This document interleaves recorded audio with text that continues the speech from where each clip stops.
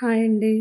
ఈరోజు మా కిచెన్లో వచ్చేసి శనగపిండి అట్టుతో కర్రీ చేస్తున్నాను.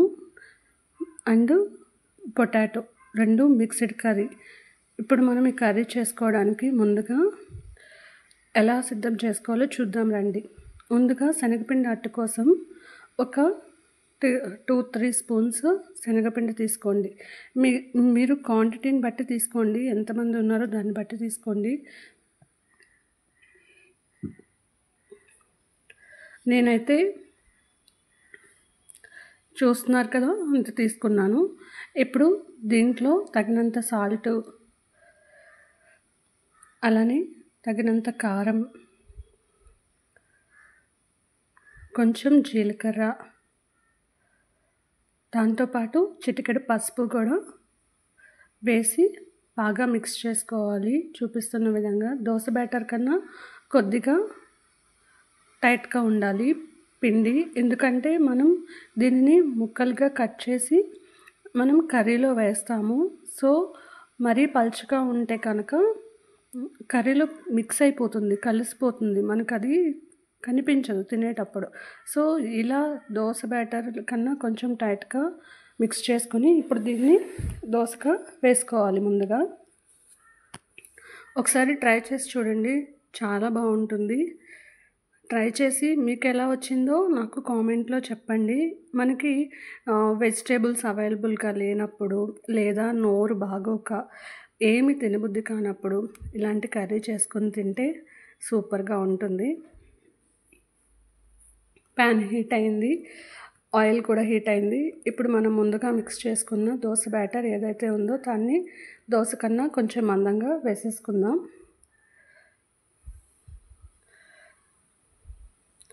చూపిస్తున్న విధంగా దోశ కన్నా కొంచెం మందంగా వేసేసుకోవాలి. ఇప్పుడు దీన్ని 2 వైపులా మంచిగా ఫ్రై చేసుకోవాలి.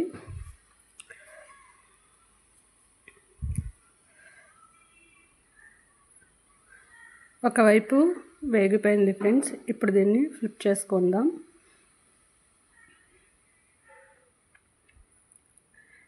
ఇదిగోండి, చూపిస్తున్న విధంగా చక్కగా 2 వైపులా వేగేటట్టు ఫ్రై చేసుకొని ఇప్పుడు దీన్ని ఒక ప్లేట్లో తీసుకుని పక్కన పెట్టుకుందాం.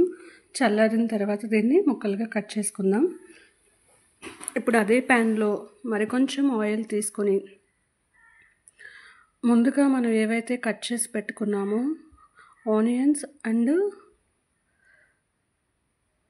మిర్చి వాటిని కూడా ఫ్రై చేసుకుందాము.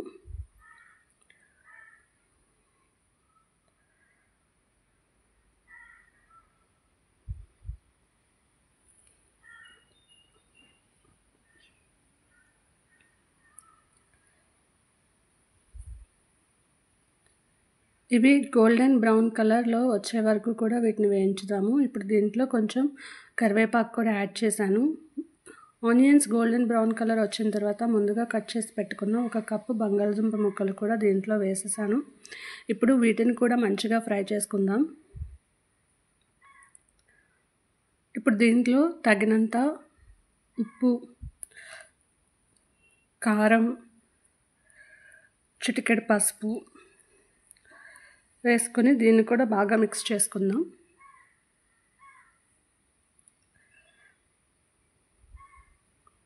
మిక్స్ చేసుకున్న తర్వాత ఇప్పుడు బంగాళదుంప ముక్క కొంచెం సాఫ్ట్గా ఉడకడం కోసం కొద్దిగా వాటర్ని యాడ్ చేస్తున్నాను నేను.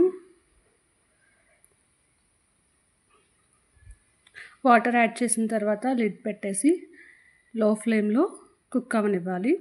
కొద్దిసేపు కుక్ అయిన తర్వాత ఇప్పుడు ముందుగా మనం ఏదైతే దోశని ముక్కలుగా కట్ చేసుకుని ఉన్నామో వాటిని కూడా దీనిలో వేసేసుకోవాలి.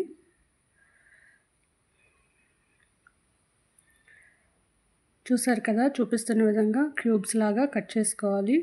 ఇప్పుడు వీటికి కూడా ఉప్పు, కారం పట్టేలాగా బాగా మిక్స్ చేసుకోవాలి. మిక్స్ చేసుకున్న తర్వాత ఇప్పుడు దీనిలో మనం ఆల్రెడీ దోశలో ఉప్పు, కారం అన్నీ వేసుకున్నాము. అయినా కూడా కర్రీ ఫ్లేవర్ దానికి పట్టడం కోసం కొద్దిగా వాటర్ యాడ్ చేసుకుందాము. దాంతోపాటు ముందుగా మనం సిద్ధం చేసి పెట్టుకున్న చింతపండు రసం కొంచెం వేస్తున్నాను, ఎందుకంటే తినేటప్పుడు పుల్ల పుల్లగా చాలా బాగుంటుంది టేస్ట్. ఒకసారి మీరు కూడా ట్రై చేయండి తప్పకుండా. ఇప్పుడు మరలా దీనిపైన లిడ్ పెట్టేసి కొద్దిసేపు కుక్ అవనిద్దాం. ఇప్పుడు ఆ పులుపు అంతా కూడా ముక్కకి పడుతుంది.